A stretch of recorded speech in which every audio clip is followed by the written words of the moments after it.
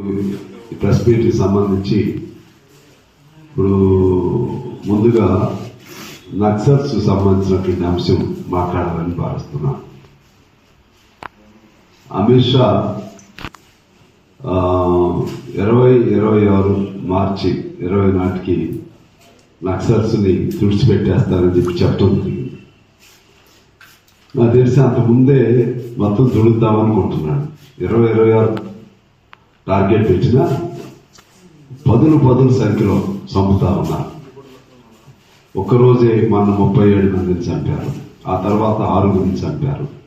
అలా మీకు మొత్తం లెక్కగా చూస్తే ఇప్పటి వరకు ఈ 24 తర్వాత అంటే ఈ మొన్న నిన్నగా మొన్న 7 చంపడం జరిగింది. అంటే ఈ రెండోసారి పరిపాలనలోకి వచ్చిన ఈ కొద్ది నెలల కాలంలో దాదాపు 500 మందిని చంపడం జరిగింది. టోటల్గా ఇప్పటి వరకు 2020 నుంచి ఇప్పటి వరకు దాదాపు 2020 నుంచి లెక్కేసుకుంటే దాదాపు 10,000 మంది చంపేశారు. సరే, ఇది ఒక భాగం. మరోవైపు మేధావులను కూడా చంపేస్తున్నారు. మేధావులను చంపటము, చంపించడము, ఇప్పుడు దబోల్కర్, కాల్పూరికి, గౌరీ లంకేశ్వర్ లాంటి వాళ్ళని చంపించడము, లేకపోతే జైల్లో పెట్టి చంపటము. స్టాన్ స్వామి జైల్లో పెట్టి సంఖ్యలతో చనిపోయాడు. అదేవిధంగా సాయిబాబా గారు, ఇప్పుడు వరవరరావు గారు. ఈ విధంగా అసలు ఈ దేశాన్ని ఏం చేస్తామని అనుకుంటున్నారో నాకేం అర్థం కావట్లేదు. చాలా బాధగా ఉంది. ఇక వీళ్ళు బతకనీరా ఎవరిని ప్రశ్నించేవాడిని. అంటే సిద్ధాంతం వేరు కావచ్చు, అంటే మీరు వాళ్ళు ఏం పరాయి దేశస్తులా, వాళ్ళకేమి పౌరసత్వ హక్కులు లేవా? ఈ విధంగా ఇంత అన్యాయంగా చంపటం అంటే అది మీకు ఎవరిచ్చారు అధికారం? మీకు ఈ హక్కు ఎవరిచ్చారు? అమిత్ షా ఈ పద్ధతుల్లో ఇంకా ప్రజలకి అధికారం వస్తే అమిత్ షాకి ఎన్నిసార్లు ఉరి తీయాల్సి వచ్చిందో, నరేంద్ర మోడీని ఎన్నిసార్లు ఉరి తీయాల్సి వస్తుందో. ఇన్ని అకృత్యాలు, అరాచకాలు గతంలో కొన్ని దేశాల్లో ఇలాగ చేశారు.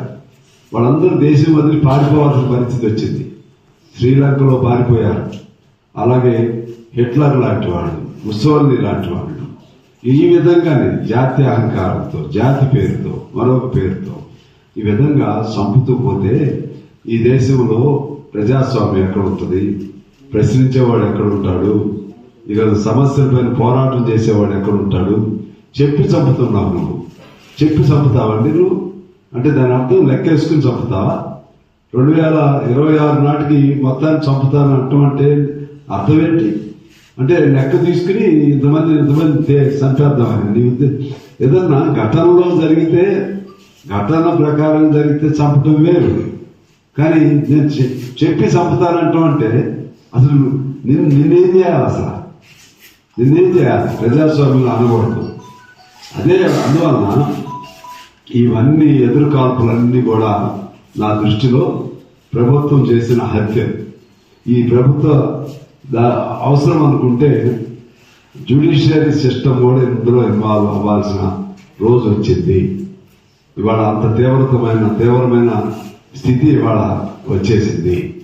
ఆ తీవ్రమైన స్థితిలో ఖచ్చితంగా ఎప్పుడైతే ఒక ఎన్కౌంటర్ జరిగిందో ఇమీడియట్ గా జ్యుడిషియల్ ఎంక్వైరీ వేసే విధంగా, సుమోటోగా వేసే విధంగా జ్యుడిషియల్ సిస్టమే బాధ్యత తీసుకోకపోతే ఈ దేశంలో మానవ హక్కులకు విలువ ఉండదు, మానవ హక్కులకు స్థానం ఉండదు అని నేను స్పష్టంగా తెలియజేస్తా ఉన్నాను. ఆ విధంగా మానవ హక్కులు కాపాడాలన్నా, మానవులు కాపాడాలన్నా, మనుషులు కాపాడాలన్నా జ్యుడిషియరీ సిస్టమ్ ఖచ్చితంగా ఇన్వాల్వ్ అవ్వాల్సినటువంటి నేను సవినయంగా మీ ద్వారా తెలియజేస్తా ఉన్నాను. అలా కాకపోతే ఇది అల్లకల్లోలంతో కూడిన భారతదేశం అయింది. అల్లకల్లో అస్థిరత కూడా కాదు, అల్లకల్లోలతో కూడిన భారత్ అయిపోయింది.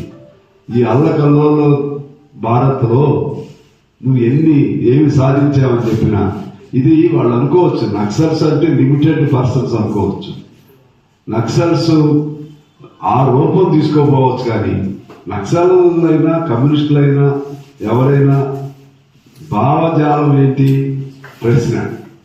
ప్రశ్న నుంచి ఒకరు ఒక రకంగా ప్రశ్నిస్తారు, ఇంకోళ్ళు ఉధృతంగా ప్రశ్నిస్తారు, ఇంకోళ్ళు ఇంకా అగ్రెసివ్గా ప్రశ్నిస్తారు.